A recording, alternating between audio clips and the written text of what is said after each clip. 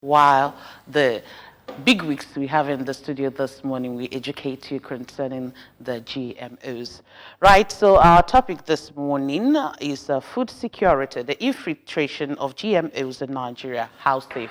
Are they really safe for us? That's the question. We have Professor Dennis Aribodo. He is a professor of parasitology and entomology. He's also civil society activist, director of Biotechnology Research Center, Nnamdi Azikiwe University, Oka. Glad to have you at the show this morning. Thank you and good morning. Yes. All right, we also have... correction there. I'm a professor of public health parasitology. Okay, thank you so much for that. And we apologize. We also have Professor Nkiru Melo. She is a professor of food and nutrition, security, and agriculture extension, Nnamdi Azikiwe University, Oka. Professor Nkiru is the immediate past dean, Faculty of Agriculture, Nnamdi Azikiwe University, first female national president of Agricultural Extension Society of Nigeria, and the president of Home Economics Professionals of Nigeria, among other positions. Glad to have you at the show this morning, Professor Nkiru. It's my pleasure. Good morning, VS. All right, thank you so much for being part of our discussion segment this morning on Good Morning Anambra. I will start with you, Professor Aribodo, talking about GMOs, that is genetically modified food. Can you explain the science behind this GMO food and how they are designed to address? Explain. I say, can you explain the science behind the GMOs and how they are expected or designed to address the food security in Nigeria? Okay. Science is a serious business for societies that understand it, for societies that value it and appreciate it. The idea of genetically modified food is a response to increasing population of the world and the need to satisfy their food need. The science there is just to take some gene materials from some plants and add to some plants to improve yield, fight diseases, or make them be resistant to some diseases that normally attack normal plants. So it's all about manipulating the gene composition from one plant to another to fight maybe disease, because in some countries some diseases are wiping out some crops that man need to feed on. So to arrest it, you try to look at why are some other crops not being attacked by these diseases. So you now manipulate it using their DNA to have that. So that's science. That's the science there. It's called transgenic. Okay. Transgenic. All right, let's come to you, Professor Nkiru. As a nutritionist, home economist, what are your experiences with this GM crops? Well, just like Prof has said, it came with a very good idea to assist the society to have food security, food and nutrition security. But by the time we look at the dimensions of food and nutrition security, the elements, the key elements, we now start talking about safety. It is genetically modified, it's synthetic, so how safe is it? Because I also know that many countries are not embracing it. And why are they not embracing it? Because they haven't got that policy that will be able to certify that this has no risk in it. And so many developed countries are not accepting it. It's a good idea, but there are ways of doing things naturally. This is synthetic. So when you look at the dimensions of food security, it says availability, accessibility, and then safe and nutritious. So the question is the safety there. How do we define safety? And when we talk about safety in food, we are looking at organic, generative agriculture. So we have been doing some breeding, plant breeding, they are natural, and we can improve the nutrients in that. We can also reduce pests in it. So we need to be very careful. Prof. Everybody, let's come back to you. Now, we know that should I say that have we actually accepted these GMOs in Nigeria right now as it is? If we have, what impact would we say that this particular kind of food, the genetically modified foods, that they have on Nigeria in regards of, attaining food security? Of course, we know that the prices of foodstuffs are still on the high side in the market.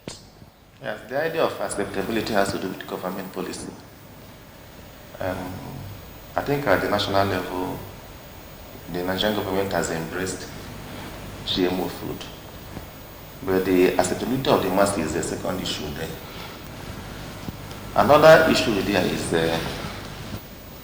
should Nigeria be quick to embrace it? What safety measures has Nigeria and the state governments? Because we are running a federation, and I think agriculture is also on concurrent list. So what safety measures have the Nigerian government as a policy formulator put in place? What scientists have they assembled? What expertise have they assembled to ensure that before we introduce a particular crop or animal that is GMO based, that all the studies, local studies, because you can't rule out the issue of politics in GMO. You can't rule out the issue of economic interest. These things started over 70 years ago, but the acceptability among nations is still low. If you go to countries like America, they still demarcate between GMO food and organic food. And the prices are different. So you make your choice. In Nigeria, do you have that capacity to say that these are GMO foods and these are natural foods? Because the problem there is not just improving yield and all those things.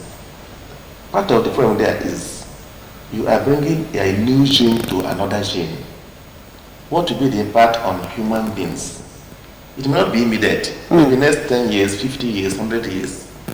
So, to answer your question, Nigeria, I think on paper has done that. But for me, as an academic and as a scientist, there is still so much to be done.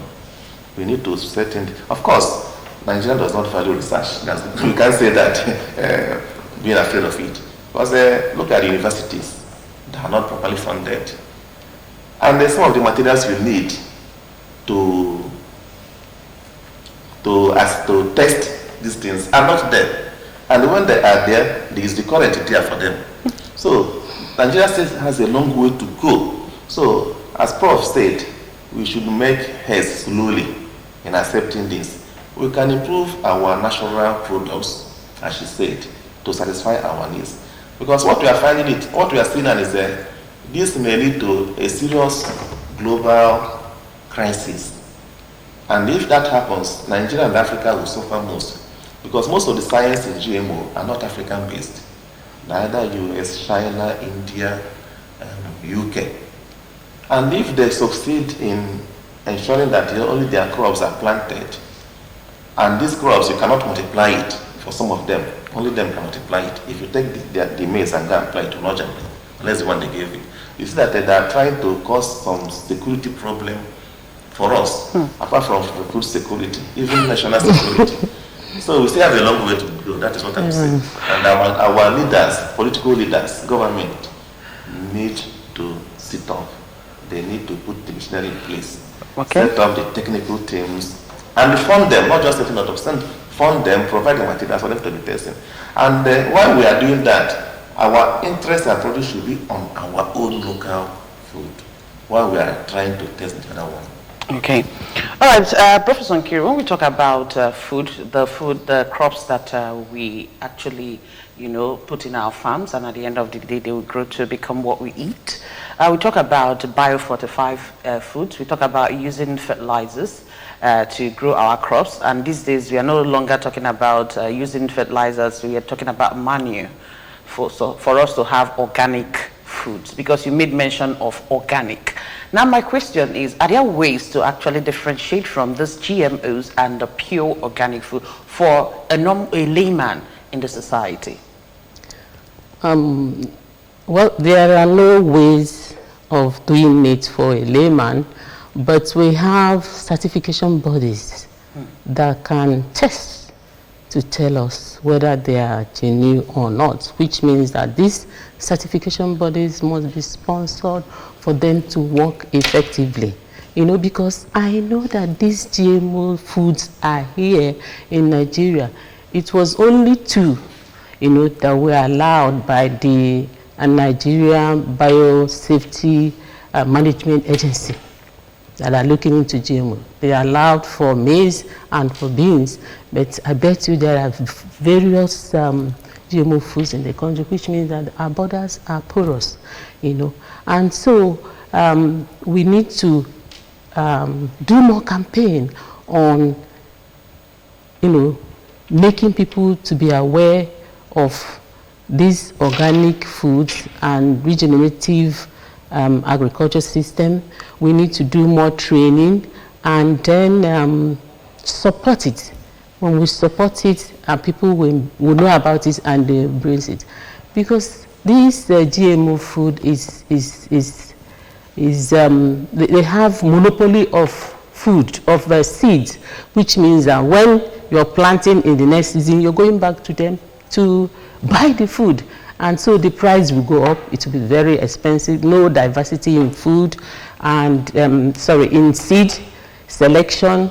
And then there will be scarcity of seeds at a particular time. They will rule the world if we don't take time. So we need to safeguard the seed we have, you know, and have something like seed banks. Develop seed banks where we can preserve our seeds and then use it, you know, through the farming seasons. And then until we see the outcome, because the examination testing of GMO takes a very long time before you know the effect. And that is why some of these countries, many of them, are not allowing it into their country. There are restrictions. And when you talk to them about it, they say issue of cancer, issue of so many things, you know, about GMO. So we have to be very sure. Like I said, they came with a very good idea, but then we need to be sure of what they are showcasing to us. Okay. Before we can embrace it. All right, thank you so much. Professor Ribodo, let's talk about our environment. When we talk, if we actually embrace this thing holistically, both the policy from the government and all that, is it going to have any effect on our environmental sustainability? Like I'm talking about those GMO foods. Professor Kirus made mention of preserving our seed, having seed banks where we can go and get the seeds and plant them. But then, if we fail to do that, and probably we have this infiltration of GMO seeds in everywhere, and you just go anywhere and just pick it up. I remember that there is one particular superstore in Abuja. They said that all they sell there are imported food. Both the fruits, everything imported, none from this country. Now, so we want to talk about the environmental hazard. Yes, obviously there are environmental hazards. Whether they are coming up today or tomorrow is a secondary issue. Because as you manipulate nature, it has consequences. Even when you clear vegetation to do either planting or building, it has consequences. Not to talk of when you are attacking the genetic makeup of a plant and taking it to another. One of the consequences there is that you may be introducing pests that may become more resistant and more dangerous in future. That is one major disadvantage you may have in the environment. If careful studies and evaluation and certifications are not in place. Because it must also give rise to difficulty in treating some diseases. There may be a lot of antibiotic resistance because the human body now is being exposed to what is not exposed before, based on the DNA content of the food is now eaten. So, so there are obvious environmental challenges, and that is why we are advocating for caution. You don't just, because it appears we have become a dumping ground, because not that Nigerians are lazy, but our political leaders, the government, have not got the priorities right. Education, health, research, these are things that drive countries. This GMO food now we are talking about, you are building someone's economy, someone's business. That is what the government may not know. It's not just enough to say we are welcoming it. What are the disadvantages for the country there? Prof has said that you cannot multiply these things on your own. Therefore, you must rely on them. So what it means that particular plant is alien to our environment, and it will have a lot of environmental issues which need to be studied. In science, we don't just talk without evidence. We need to study these things. But as for whether there will be negative consequences, we've noticed some of them. You may have resistant pests. You may have allergies that may come from it, and all these things can affect human life and animal life. Yeah, the biodiversity, the ecosystem will change based on what we have imported. The ownership of the seeds, is a monopoly, and then it will be very serious. To have very serious effects on food security. Now we are talking about this now on GMA, that's Good Morning Anambra show, but I'm sure that a lot of people, they don't even know the hazards or the impact of these GMOs, and so many people have embraced it. Of course, they will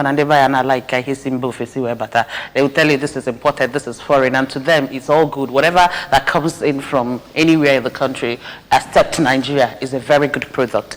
Now, how do we actually create awareness or educate the public as regards to these GMOs that, of course, is in our country right now, and it could have some health hazard, it could pose some health hazards? Yes, we need to organize trainings for our farmers, those in agriculture, and policymakers, the government, because this is not a flimsy issue, It's something that we need to take very seriously, because when we don't have ownership of it, it becomes a problem for us. Now we are clamoring on export of agricultural produce and products. And you see, what are you exporting? You're growing GMO, and you're exporting GMO. What about all those countries we want to export to? Which means that they will trash it as soon as it gets out of this border. So we need to be very careful, because India has not embraced it. Kenya here has not embraced it. Germany has not embraced it. So many countries have not embraced it. So we are talking about export, and this is the key thing for us to do now. The oil, well, I say it has failed us. And then our money is valueless, so to speak. And so we need to also sell for us to be able to get this foreign exchange for our country. And so before you can export agricultural produce or products, it must be the one that will be acceptable in other countries, and that is organic or regenerative. You remember what happened to our beans? They had to throw the beans back to us, and then several of them. So we must promote organic agriculture. No farming system can feed the world. No farming system can feed the world. But we need to improve on anyone that we know that has less risk, and our people can manage it. Our governor, the Commissioner for Agriculture, is clamoring on regenerative. So we need to educate our people. Tell them the difference between regenerative and GMO. Why we need this regenerative, so that when we are looking for seed, we will not have to import them. The cost of importation now is very high. So if you import them and you produce, it means that the cost of production will be high, very high. And people will not be able to buy. We are talking about minimum wage. So how much is it that you can spend on food in a month if the cost of food is high? So everybody should now put agriculture in a high priority. Ugbo Azono, backyard garden, was also advocated in this Anambra state. And it's still going on. We all in the university have farm, despite the fact that we are lecturers, we are professors. And so people should engage, even if it's the only one you can eat. If it is not for commercial purpose, have it for your own good health. You know the source, where it's coming from. Okay. Yes. Professor, you want to add something? Let me also add that part of the education will also involve educating the civil society groups, organizations, so they can take it to the nooks and crannies of all parts of this country and state. The media. And yes. So we need to embrace the CSOs, because there are a gap between government and the people. And whatever they are convinced about with the facts can easily penetrate. Okay. The media should also be We are doing it now. That's why we are discussing it right here. Last week, I went to Unizik Primary School to educate them on organic agriculture and regenerative agriculture. And then we are going to plant some seed. So we are trying to move around, you know, starting from catch them young, the youth, the women, you know, through several means. The organic agriculture practitioners of Nigeria, you know, they have the mandate to also certify the food we eat. Well, I think that's a good one, because now that we are already talking about agriculture, unlike before, a lot of people ran away from that particular sector. But right now, you see that most youths, they want to embrace agriculture. So it's important that we create this awareness so that the people will understand that there are differences between organic food and then this GMO. And now you talked about export. Now I keep asking this question. We don't have enough food in this country. And then we're talking about exporting food. I know, yeah, we need the foreign currency. We need to bring it in. But then again, people are hungry. And I know that the reason for the introduction of these GMOs is to tackle food insecurity. Now, we don't have much in our country, and we are respected, and people are already exporting their produce. Even in the private sector, they are already exporting it. But my question is, now in Nigeria, how can the farmers, because they are the people growing these crops in our society, the farmers, the government, the stakeholders, all those agropreneurs, how can we come together to make sure that we ensure a sustainable and secure food system in Nigeria? Because if we have all those things and we export some of them, at the end of the day, we might not really have enough to feed our people. Yes, before attempting that question, it's not only just, they are not just bringing GMO for us to have enough food. There are economic dimension to it. There are political dimension to it. There are security dimension to it. There is new colonialization dimension to it. So it's not just that one they present. No, that is why you need the eggheads to come and interrogate some of these policies. Now, talking about sustainability, based on your, so that we don't just export. You see, when some of us say, let our process of recruitment of leadership be correct, the idea behind it is that if we get leadership recruitment correct, priorities will be set right. I give an example. Most states in Nigeria do not conduct local government elections. Local government is one system of government that, if allowed to operate the way they should operate, can transform agriculture in Nigeria. Because local government has peculiar crops or animals that they can take advantage of.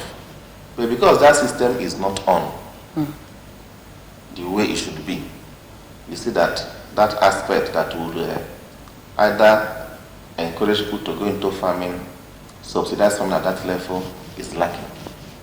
The same thing with state, the same thing with federal. So part of the advocacy there is that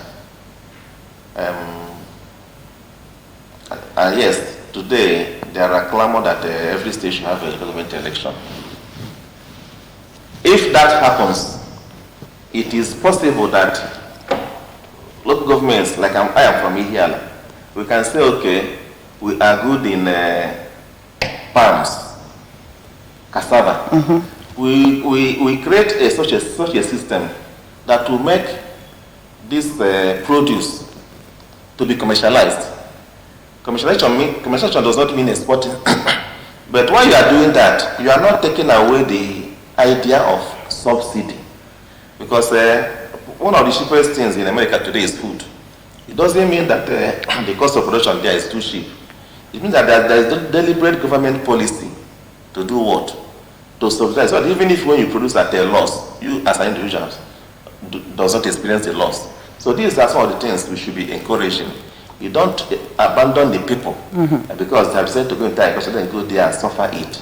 No support. So governments at federal, state and federal should come in, apart from building reserves for grains and preserving these things, they should come in to buy off at a marginal profit from producers and support them to produce more. That is a way of ensuring, that we have enough to eat. Before we talk about exporting. No, yes, we are talking about the youth, and we need to make agriculture youth friendly. What will attract the youth, is what we're talking about. And I know that they will want to export. And so it's not everything that they will export, though. But then let's encourage them with that they will get the foreign currency if they process well, if they add value to it, it will go far. Then the government should also provide certain facilities. In every ward, in every local government, there should be, some boreholes, established in those places. For irrigation? For irrigation, yes, established for irrigation. All around the year, there is production. And then there should be tractors provided for local governments. And then the management system must be, put in place for those things to last long. Because that's another thing. Yes. When they are provided, who mans them? Who takes care of them? So these things will help a lot for many people to go into agricultural production for wholesales, and then we talk about off-takers. Even though sometimes the off-takers cheat the farmers, but let's start producing. In fact, cassava, there are so many things you can get from cassava, and majority of them are for export also. So when they produce en masse, in groups, form cooperatives, let it be family farming kind of, and then you have acres of cassava farm. At the point of harvest, there are people waiting to assist to harvest. You have harvesting industries established, small-scale harvesting industries established in local government or wards, so that people can easily go to where they can process. For example, if I harvest my cassava in Unizik now, where will I take it to? Last year, I took mine to Okuzu, because they process cheaper there, and I was able to do that. And then we should have these processing centers everywhere, established by government and well managed and serviced for people to pay maybe a token, to be able to process their food. And then we have warehouses where we can store them. And then the packaging is very, very important. And people also need to be educated. So there is need for capacity building skill development, not in terms of theory, in practicals. So that when we establish something in a particular ward or in a particular local government, by the time we come in 6 months, we see that, oh, these things are growing. In 1 year, what did it cost you to produce it? What have you gained? And then it will encourage people, and then we'll have more produce and product to be able to sell, and then, of course, export, and then we'll have food and nutrition security, because we know the source of food we are eating, and they are well, you know. The essence of this organic agriculture is also, or regenerative agriculture, is to maintain the nutrients in food. When you use excessive chemical fertilizers, they affect the nutrients, they affect the taste, they affect the quality, they affect the soil. So that is durability of the produce. The produce, exactly, yes. because you look at some of the vegetables you see in the market today. Right. You see it early in the morning, it's still fresh. Before evening, they are all needed. Even yam. The potato, wow. sweet Yeah, potato, yes. sweet potato that can last for, even though it's a perishable, you can process into different forms. You can process into toasted granules like gari, into chips, into flakes like cornflakes. So many things you can process sweet potato. But the issue now is that when you buy sweet potato today, leave it in 2 days' time and open it, it's already wet. Why? Excessive use of chemical fertilizer. And so we need to be careful for our health. Well, I also think that government needs to, you know, come up with a regulation that food will be well labeled, especially the processed ones that we have in our supermarkets, so that you know that this is what is contained from this. If you take this one, this is what you are getting. If you take this one, GMO food, you label it. Yes. Organic food, you label it. So if I come, anyone I want to buy, I'll just pick that one. Exactly. That's the regulation and certification I'm talking about. There should be bodies in charge of that. Doing that, agencies doing that, you know. All right, we'll continue with our discussion right here in the studio. But yes, we have our street parliamentarians that we actually interviewed concerning the topic of the discussion this morning. Let's hear what they have to say.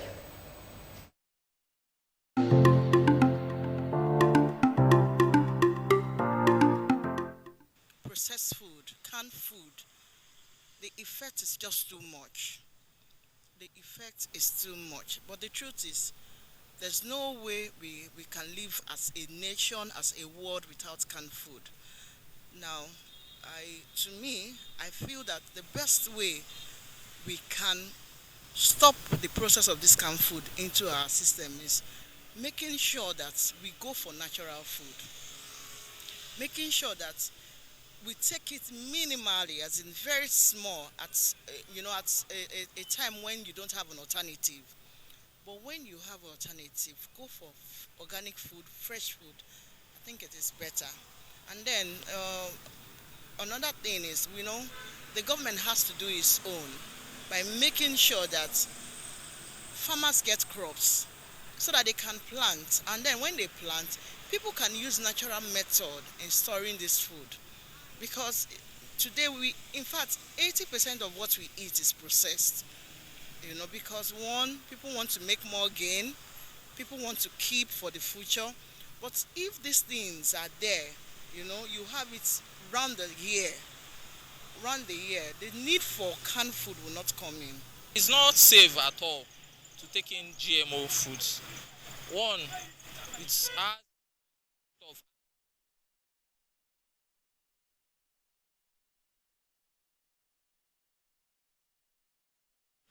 how am I going to call it? Like interaction between is it plant and animal now? There's this interaction it creates. So basically it causes allergen. And two, GMO foods are basically their nutritions are usually low in GMO food. Yeah. It might even lose nutrition totally. So and it causes cancer. It's big, like that is the main factor that is directing to cancer. Government should sector more money to the agricultural sector. Farmers should be encouraged. Mechanized farming actually, because nobody wants to go to school, finish and come back and start using hoe and cutlass. You understand? So mechanized farming should be encouraged. People should see farming as our thing, not something that are basically left for people living in the rural area. You understand? Canned food is not 100% healthy.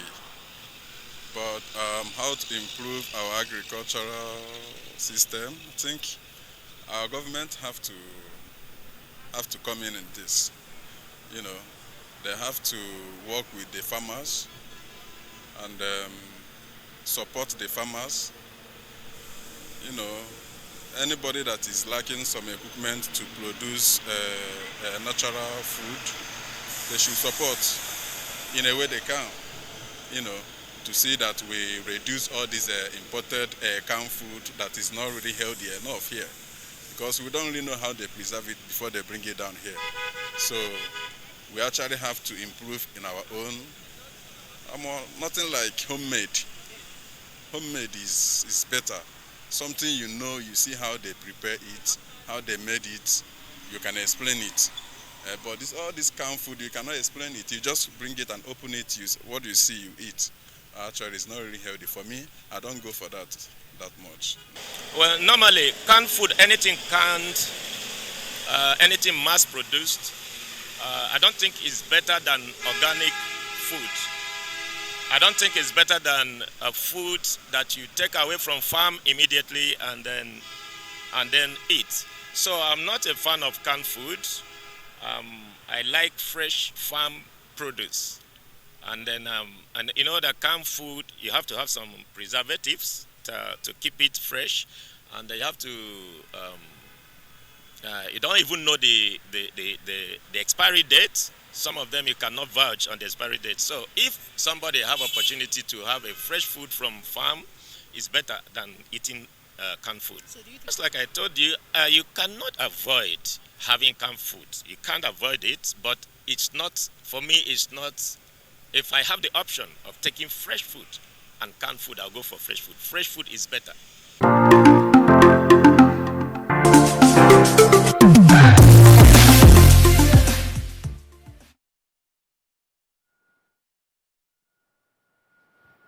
All right, you're welcome back to the studios of ABS this morning. We've heard what our street respondents have to say about the topic we are discussing this morning. But I think we need to correct something there, because all of them, they were talking about canned food. I mean, so let it not come from me. Let it come from you as guests. We need to correct that particular impression. GMO food is different from canned food. Yeah, exactly. GMO food, you can go to the market and see maize or corn, and you won't know the difference between that of the GMO and that is organic. You can see it in rice.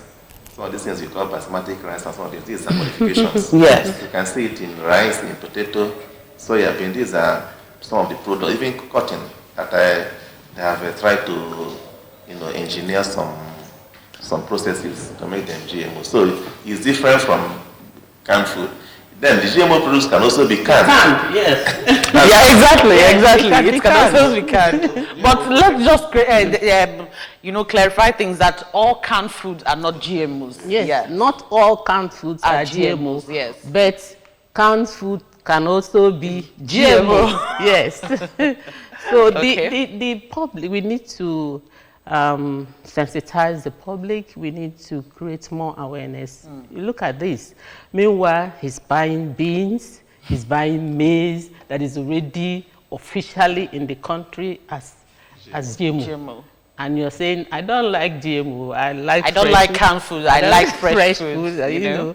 So they need to know that canned food is already in Nigeria, and it's not just about the seed you're trying to use to plant the maize. This is farming season now, so you need to ask questions. The seed, you're planting maize, the, what do you call it? The beans you're trying to plant, is it GMO? The vitamin A cassava, you're planting the stem, has it been genetically modified and it's multiplying, So we need to be aware. I made mention of something earlier, because I want you to clarify it. When we talk about biofortified foods, and then you made mention of vitamin E cassava stem, do they have anything to do with genetically modified food? Are they the same thing, or they are just on their own? The vitamin A cassava stem is genetically modified, but not with organism. And it's fortified, even though they are classified in that among genetically modified food. But if you look at orange flesh sweet potato, it's naturally, you know, modified. What do you call it? What do you call it? Breeding. It's breeding. The natural breeding. You know, taking one natural crop and another, and then you get, you know, another one improved. So it's different from the vitamin A cassava. And then vitamin A cassava is a little bit different from the GMO because that is the organism, you're using organism to do the modification of the but it's already modified with natural stuff, vitamin A, but not with organism. Is that what you're trying to explain to us? Okay. All right. You want to know? Yes, another thing there. Because we need this clarification. Yes. You can fortify our foods. Okay. Without involving transferring DNA from one source to another. You can fortify our foods. And we also find out that most of these GMO food, our produce, go into our feeding our livestock. And man depends on livestock for animal protein. Yes. So some of these maize that they import or all these things are genetically modified, and they use it to prepare the feed that we used to feed our animals. So that is where regulation. So in one way or other, we are taking it without us even knowing. That is the issue. The impact may not be immediate, but we need to have accredited centers, maybe in universities, that will be tracing these things in the next 5 years, the next 10 years, the next 20 years. There should be that record. So when things start changing or happening, you can trace the source and arrest it. That's the point we are trying to make. It's not just enough to open our floodgates and let everybody come in. What are the safety measures? And this safety measure cannot be put by me and you. It's government. It's a public interest. You know, you made mention that you don't like doing research in this country. I don't say we don't like. I said they don't fund. Okay, they don't fund it. Yeah, I know. Okay, the government they don't does not fund fund research. And okay. whatever you see in any produce, including this eyeglass we are wearing, is a part of research. But they don't fund research here. They expect you to use your salary to fund research, and it's not done. Okay, so now coming from university community, at least both of you are professors in your own different field. What can universities do to make sure that we have this kind of research done on foods like this? I know government are not funding, but are there no ways we can generate funds to do that? Who own the universities? Who are the proprietors of the universities? 95% of Nigerian students are in public universities. Go to most of them, like music now, they can't pay for light. For the past 1 week, there's no light.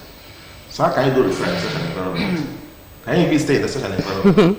It's the same everywhere. So that's why I said leadership and the priority.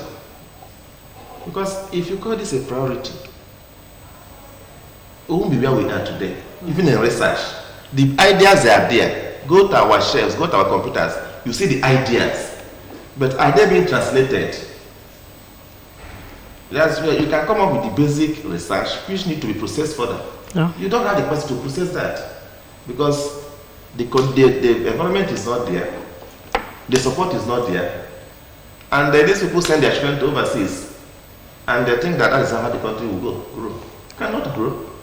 That is why every time you see us crying and they're crying and crying, they say we are taking too much. But that is the truth. If the place is working, why is sending your children overseas? In the 70s, 80s, and early 90s, people come from overseas to study in Nigeria.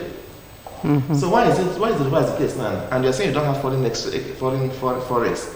The little one you have, you're sending out of the country. So we should have good leadership that will have good priorities and fund research. Even government ministries need research units. Even ABS here.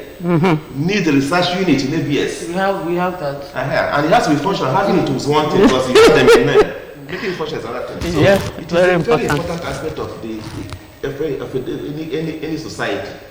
So we encourage our governments, whether it is state, federal, or local, to devote some percentage of money for research. But it's through research that you create new knowledge. It is through research that you create this new innovation. And you can't be talking about GMO here. Why can't we generate our own GMO by ourselves? That's the question I wanted to ask earlier. So, but there's no implement to do that. We have capacity. The brains are there. The brains are there. Even new brains are coming up. But what happens once they come up? These people that will come and would entice them, because the country here doesn't entice anybody. You are take home pay cannot take you home. So once they see enticement from foreign country, off they go, and we lose that permanently, because they go there, they give them everything, the platter, good security, good road, education, and the person will not say, I'm in heaven. Forgetting that God planted you to help develop this country. But because the incentive is not there, they go. So we have a long way to go. Right. And we are even trying in the universities because we use our money to do research. There is no research. Yes, there is no research money in our salaries. And of course, our salary, which cannot take us home. And we are still doing something with it. Heavily taxed. Heavily. As much as 100,000 as a tax. Yeah, even more. It's true. I pay about 110,000 a month from my salary as tax. So how can you survive with such? Okay.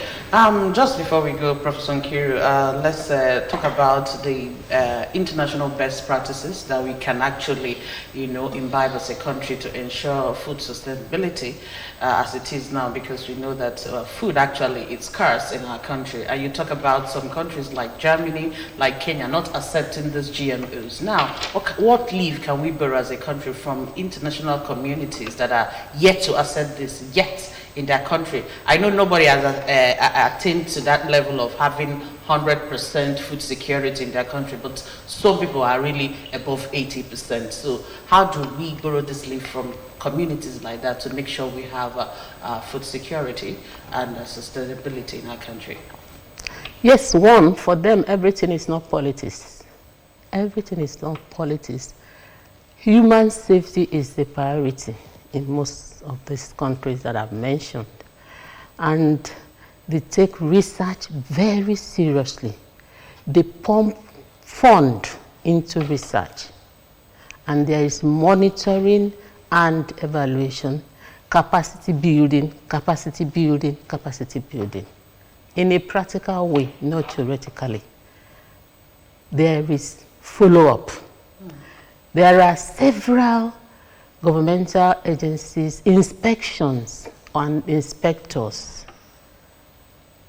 Inspections will be going on by the inspectors round the year to be able to, state that what they have introduced is working. What is not introduced is not there.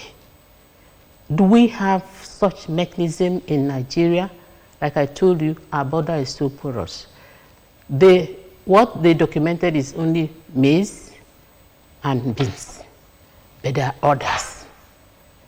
Anybody from any country can come in and do anything. We need to checkmate it. It's very, very important. They can bring in anything. Remember, there was a time egusi cooked in China was brought to Nigeria. Can you imagine that? We produce the egusi here. So there is need for standardization, there is need for certification, there is need for inspection, there is need for funding for research, and then capacity building, monitoring, and evaluation. All right. Thank you so much, Professor Dennis. Now we've talked about the role of government, the CSOs. What about those individual citizens of this country? What then can we do to help ourselves when it comes to food security? My colleague has said that we should embrace subsistent farming. So we can start with that. Okay. We can also keep on talking to our leaders, those we are close to, that these are ways to go. We can encourage them to set up ABC. So we can do that. We can also educate. But we need to actually come together. That is one thing we can also do. Cooperatives, societies come together to be a voice, to bring some desired changes. both in the food security, GMO, and other aspects of our human development. So yes, we have government is made up of human beings. These human beings can be reached by some of us. The question is, if you reach them, do they see you as coming with a secret agenda? Or are they, in Nigeria, everything is suspicious. Yes. What do you discuss with them? So All right. we still have a long way to go. I think that there is need for farm inputs to be coming from few sources that are being monitored, few centers, and government should also sponsor. Like in Anambra State, I know I bought my maize from the Ministry of Agriculture here to plant. So if I'm buying from there, I should be, rest assured that I'm buying a genuine seed, and that is subsidized or free. Okay. But the question there for you, that one you bought, can you regenerate it on yourself? Is it possible?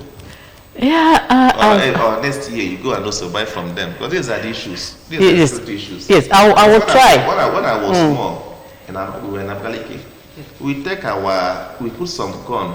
Dry. Yes. So next dry season, you go and plant again. Yes. The problem there is that these ones now. And even yams. Yes. The problem is that these ones now, you go and pick from them. Let's say you can go back again. So that's the problem. So yeah, but I think, for yam, we can still do that, because the yam, each time I cut yam in my house, I keep the head and I plant in my house and I get something from it. And so, the last time I bought from the ministry, I sold all my maize. We ate them. I dried some for, pap, cereal, and the rest of it. So I will look into this, keep some of it, and see if it will be planted the next year, and know how it will go. So we also want to encourage people. If you don't have land to plant, use bags. We are now using bags. I've planted more than 150 bags of yam in my compound, and so we can be encouraged to do that instead of having ornamental flowers. We can put nchuanwu there. It will be growing for you, Pepper. Year round, you can put pepper there and then harvest from there. All right, that's it on our show this morning, and we want to say a very big thank you to you, Professor Dennis Aribodo, for joining us this morning. thank you, and thank you our viewers. And also Professor Nkiru Melo, thank you also for being here. Thank you, and thank you, organic viewers now, because we are going organic. Well, thank you so much for joining us on our program this morning, and we want to wish you a very beautiful weekend. My name is Chidimma Orangwa. See you again next week. Bye.